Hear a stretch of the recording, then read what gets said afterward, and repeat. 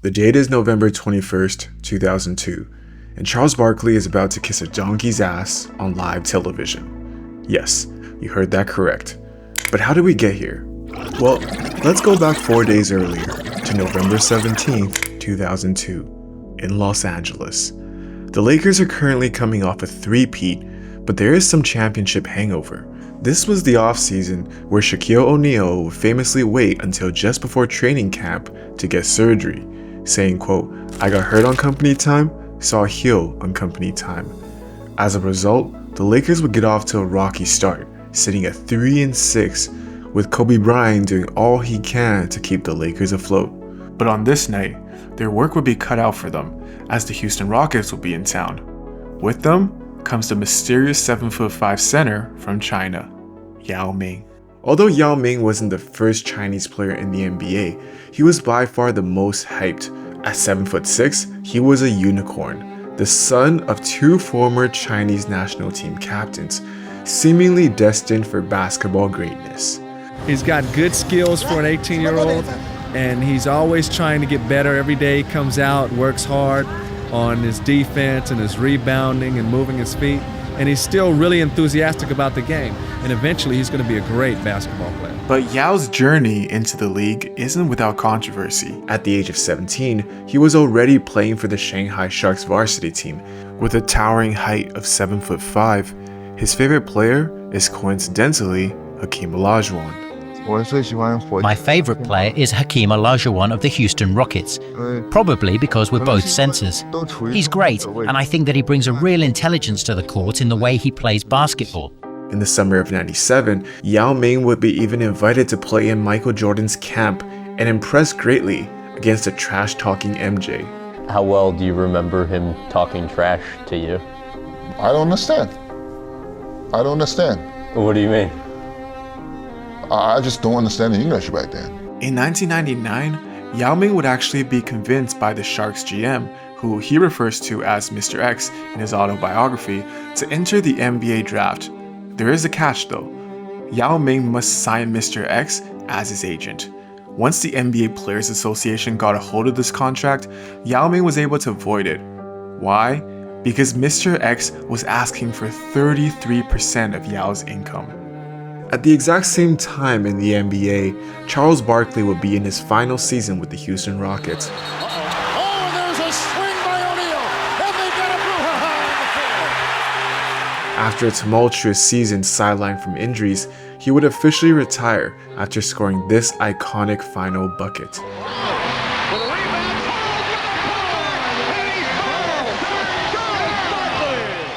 After Barkley's retirement, he would join Ernie Johnson and Kenny the Jet Smith as a third analyst on TNT's Inside the NBA. So the end of another chapter for Charles Barkley. His next chapter will be written here at Turner Broadcasting, TNT, and TBS. He'll join us full-time next year. With Barkley, the show would take off as a staple of the NBA viewing experience. The controversial Barkley with the instigating Smith matched with the neutral Johnson was a match made in heaven.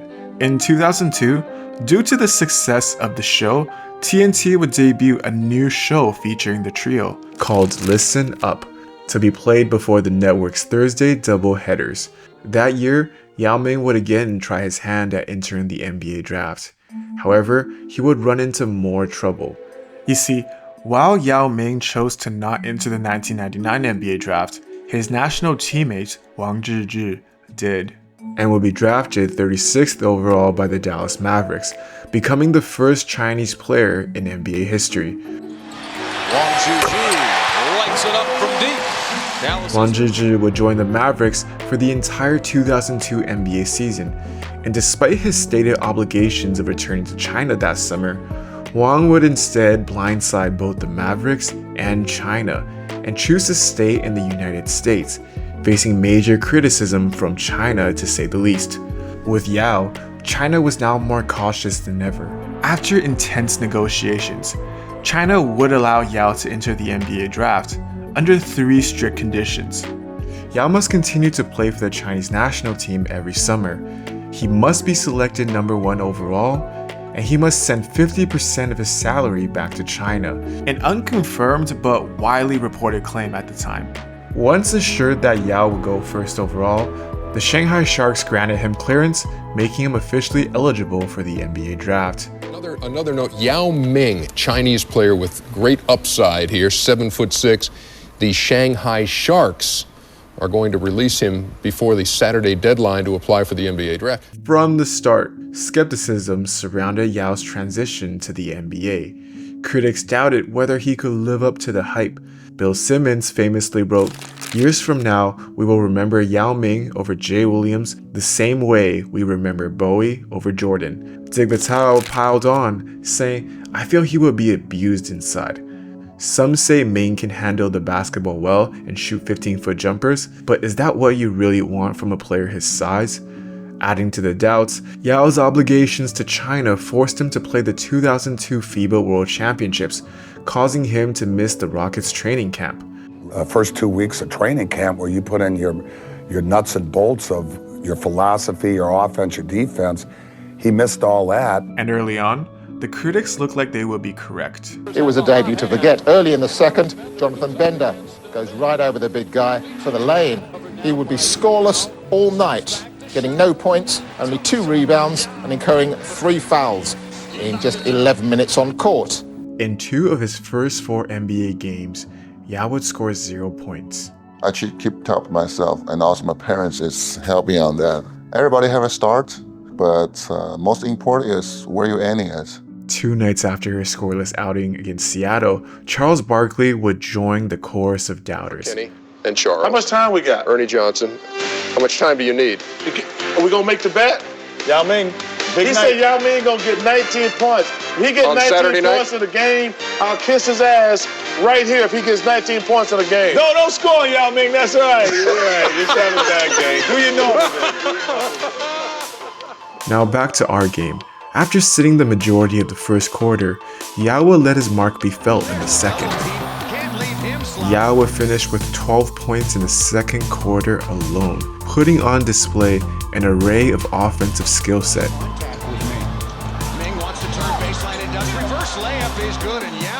Showing the world why he was the #1 overall draft pick. Number 7 on the shot clock, fall away jump shot. Maybe that's the best part of his game. Yao Ming Francis in the lane, lots of English. Yao Ming, and he's got the layup and a career high. 12 points coming all in the second quarter. But despite Yao having a hot first half, he would not see the floor in the third quarter. He and Fish got into it, but there doesn't seem to be any residual, and a 3-pointer. With Steve Francis and Cuttino Mobley chipping in 11 points for the quarter. Francis pull-up jump shot, left side is good. Derek Fisher right there on him anyway. In a way, how Yao's teammates are helping him on the court is reminiscent of how they're helping him off the court. As the media continued to doubt Yao during his early struggles, his teammates would have his back. People stupid, yo. They crazy. Houston was a family. It was a family. One of the smartest, salt of the earth, like philosophical beings. He's a big kid, big fella. That's good. Glad he's on our side. In particular, team captain Steve Francis. You see, Francis was in some ways responsible for Yao being there, as he was the one representing the Rockets during the draft lottery. Now with Yao on the team, Steve Francis took him under his wing. That's the best way to win. We wait for half-court set. Percentage is not good like that. So we can get up. But there was some frustration though, as some teammates were annoyed that Yao wouldn't dunk the basketball. Because their culture isn't about like not disrespecting your opponent. And dunking on somebody at that time was disrespecting. Back then, dunk for me is like embarrassing people, disrespect. Culture-wise, it's not fitting to me back then. After Barkley's bet, in the 2 games following, Yao Ming would score 3 points, then 7 points. After that, Barkley on the 14th of November decides to double down. Will this be the week I have to kiss Kenny's ass? Hey, why would you do that, Chuck? I told you, if Yao Ming gets 19 points in the game this year, I'm going to kiss his ass right here in front of everybody. He had 12 points and 18 rebounds. No, that was Sean Bradley. Yao Ming made Sean Bradley look like Bill Russell. Okay.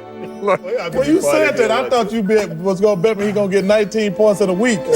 When you said he's going to get 19 points in one game. He got skill. He really does. He's got to learn the game a little bit. He's got to get the training camp. Learn the game. He's been playing the game all these years. On November 15th, in a game in Phoenix, Yao Ming will perhaps have his most humiliating moment yet. Let him go by him. Clear out, let him look at Marion. Air ball to three. Sakalitis was fouled. Almost blew out an ACL right there. Watch this. I mean, that was That's Yao Ao. Yeah. Yao Ao. They don't have that kind of crossover in Shanghai. But despite being embarrassed, Yao would show improvement, going 5 for 6 for 10 points. But the Houston Rockets would lose 88-87 to the Suns. 48 hours later, we are now entering the fourth quarter. Sitting at just 12 points, Yao Ming was subbed back into the game. With the Rockets down 5, Steve Francis will continue his hot shooting, scoring 11 in the quarter. Francis, a pass to the basket, gets inside line, raise their cameras for that matchup. Mobley, crossover dribble, gets in the lane. Nice play offensively all the way to the Yao wouldn't be too shabby himself, going 2 for 2, finishing with 17 points. Here comes Francis, front pass to Yao Ming. The layup in the available under the basket. They finally get it to him. Spin move, little jump hook, and he makes that as well. Yao Ming now with 17. But Kobe Bryant isn't done just yet. Not getting much help there. Shaw kicks outside to Kobe. For three, he's got it. With the Rockets needing one more dagger, this is what happens. Comes over to double team. Hawkins down the lane. Gets to Yao Ming. Slam dunk. And the foul. Keen Hawkins there. For those counting, that would make it 19 points. And no one would be happier for him than his teammates.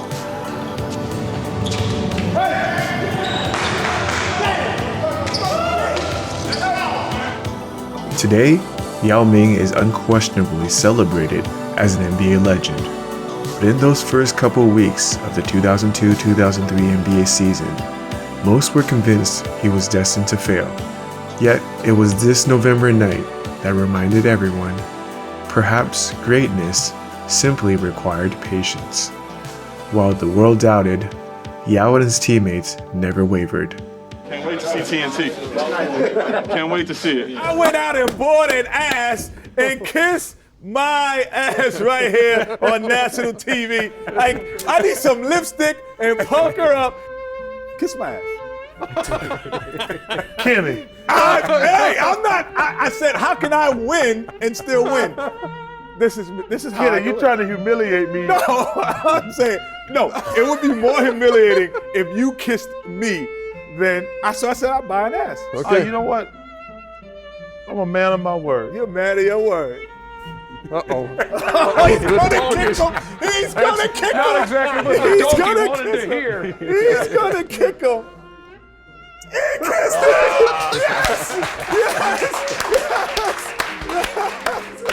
What makes this moment even more special is that the Rockets were playing the Dallas Mavericks later that night. Because the infamous donkey kiss happened on Listen Up, remember, it airs before the TNT broadcast, we were able to get Yao's reaction. What is Ming's reaction? I can tell by. Did you see that? Charles Barkley kiss donkey. Yao Ming would have a successful, albeit short-lived NBA career due to injuries. When it was all said and done, he would end up averaging 1.6 assists, 9.2 rebounds, and 19.0 points per game.